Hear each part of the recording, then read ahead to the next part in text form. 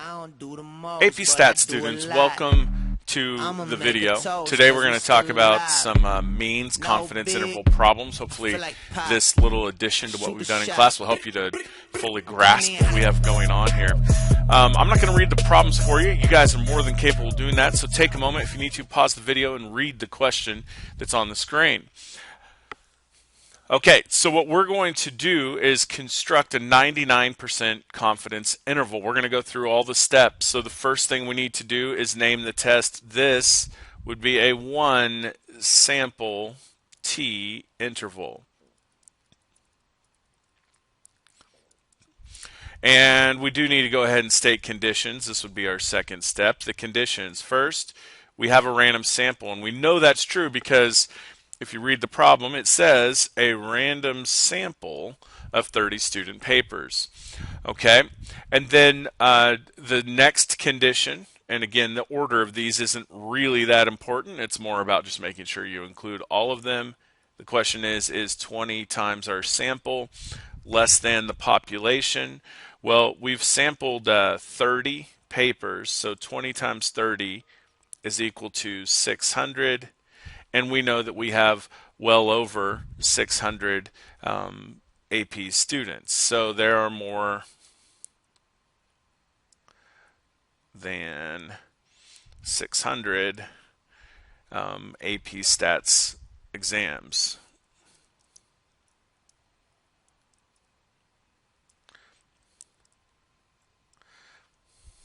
And again, that's more than 600 taken in the year 2010. And the last condition is when we get into our central limit theorem.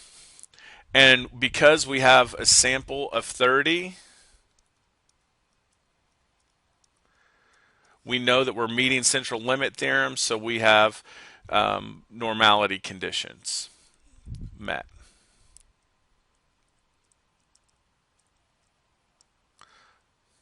All right, conditions are good. Let's continue. I probably should point out that even though as you look at our dot plot of the data and it's clearly skewed to the right, even with that, sample size of 30 sort of trumps that condition, trumps that issue, so we're good to go. All right, so let's jump into the third step, which would be to do the math. And so the first thing I'm going to do, some of it's already done for us, to be honest. Like, for instance, we know that x bar is 1.267. We know that our sample standard deviation is 1.230. Oops, let's try that again. 1.230. There we go. And of course, we know our degrees of freedom is 1 less than our sample. Our sample was size 30, so the degrees of freedom would be 29. All right, the next thing I need to do is I need to find T star. And so to do that, we're going to do inverse T, and we'll do this on the calculator over here. Now, it says we're doing a 99% confidence interval, so I'm going to go to that old Dister menu, and we'll do inverse T. If we're going to do a 99% confidence interval, that leaves us only half of 1% on either end that we're ignoring. So 0.005 would be the area, or again, you could do the right side and do 0.995. And our degrees of freedom, of course, we already wrote down, is 29. And then we'll go down and paste, and we have, once we press enter, we have our value. So our T star was inverse T of 0.005 and 29. And I'm just going to write it as 2.756. I know technically it's negative, but honestly we don't really care that much about that. Because when we construct the interval, our interval starts with the mean of 1.267 plus or minus. That plus or minus right there takes care of the 2.756 being positive or negative. We don't really care. And then this is one step that's a little different. When we find our standard error, we use the standard deviation, 1.230, and we divide by the square root of n, which is square root of 30. Now I've already done the math on this. I think you guys can handle the calculator work here, so I'm just going to write the interval. It's 0.648 to 1.886. Okay, so let's go back. The one thing we have to do still is to put this in context. So I want to make sure that when I get to this step, I know my numbers, and now it's just a matter of let's get it into the correct contest. So the mean score on the question is what we're talking about here. So we would just simply say something like, we are 99% confident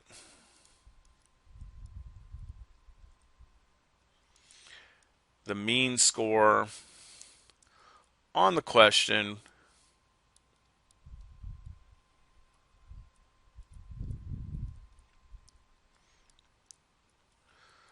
was between 0.648 and 1.886. Barely had space there, but we'll call it good. All right, we can also sort of shortcut this a bit on the calculator. Just pay attention to what I do here. If I go into the stat menu and go over to tests, I can actually do a T interval. It's option 8 here. And I'm going to use the stats because we know the numbers. So I'm going to punch in the numbers. Our X bar was 1.267. Our sample standard deviation was 1.230. Our sample size was 30. And we did a 99% confidence interval. Now this shouldn't tell me anything I don't already know.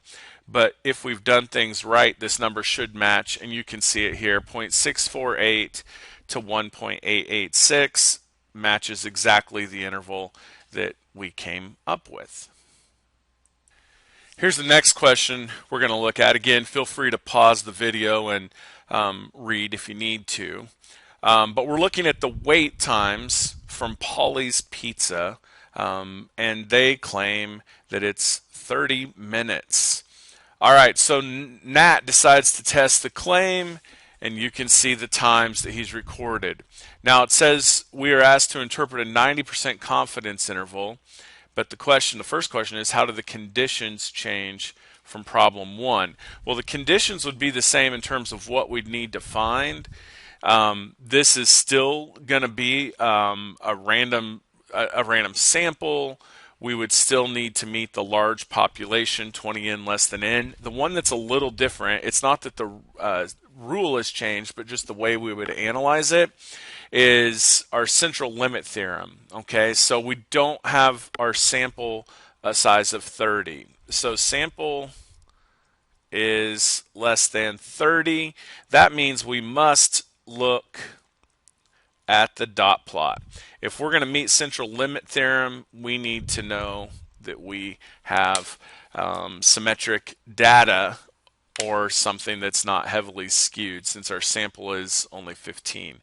Now, what I've done, I'm a little ahead on the calculator here. I have gone ahead and entered the numbers right here on stat and edit L1. So what I'm going to do then is I'm going to go ahead and go into my stat plot menu. There we go. And you'll see that I have it turned on, and that I've got this option selected here. Okay, everything else is good. I'm on L1. I don't want to change the frequency. So I'm going to hit zoom 9, which is my statistical zoom, and it's going to give me a graph that looks like this. Now, one thing about these kind of windows, I don't like the windows generally that they set. I'm going to stretch it out a little bit on either end, and I'm going to decrease the scale to about 2. That way it's grouping only in 2s. Now again, if we did a dot plot, this might be a little better view, but this should give us a pretty good idea. And if I hit graph, I can see it. Now, when I look at this graph, it's not obviously a perfect normal curve, but if you look at this, you see the data is pretty symmetric. So to me, I'd feel confident that we can proceed with what we've done. All right, so let's go through the 4 steps. I'm going to go ahead and skip ahead a moment because you guys have already walked through the naming the test and conditions. So in just a moment, I'll come back with that done and we'll do the math together. All right, so I have laid out the conditions for you on the screen, and let's go ahead and take a look at how we could do the math on this. There's a couple approaches. What I'm going to do is kind of get the numbers like one piece at a time. So what I'm doing is going to the stat menu and running the one variable stats option, because that'll give me all my key information from this situation. So I'm going to go ahead and mark down the key numbers. We know that X bar is 33.8. We know that our sample standard deviation is about 7.720.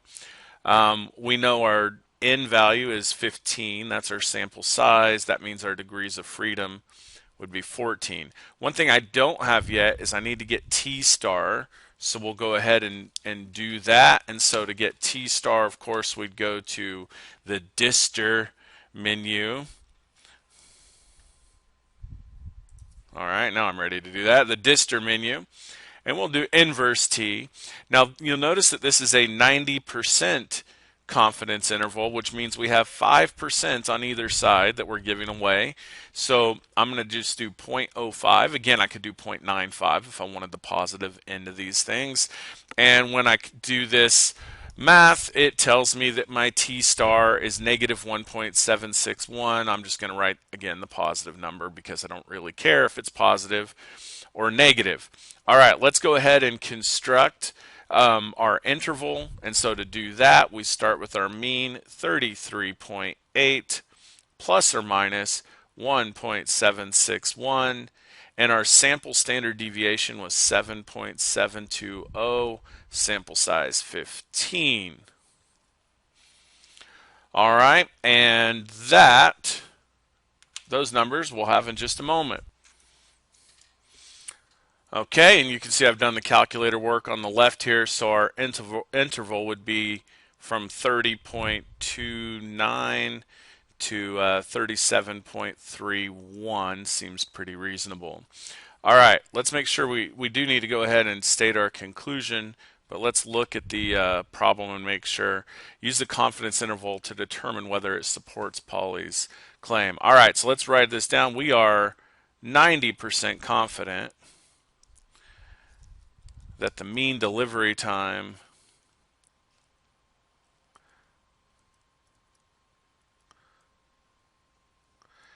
is between 30.29